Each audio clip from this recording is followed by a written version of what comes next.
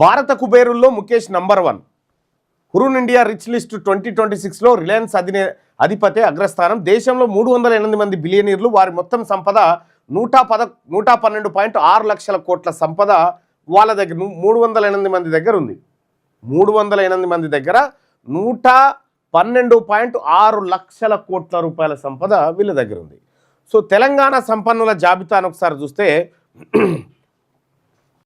Murali Divi's lab అయిన, Pichireddy Megha company, PV Krishna Reddy Megha engineering company, Parthasarathy Reddy Hetero drugs, Ayodhya Rama Reddy Ramky group, Venkateswara Reddy Aparna enterprises, K Satish Reddy doctor Reddy's, GV Prasad doctor Reddy's, Bollineni Bhaskar Rao KIMS hospital, Pratap C Reddy Apollo hospitals, Ram Prasad Reddy Aurobindo pharma, G Ravinder Rao Yashoda hospitals, M Satyanarayana Reddy MSN pharma అని చెప్పి. So ఈ పేర్లు చదువుతూ ఉంటే బహుశా మీకు ఏమనిపిస్తూ ఉంది? వీళ్ళ దగ్గర లక్షల కోట్ల సంపద వీళ్ళ దగ్గర వచ్చినది.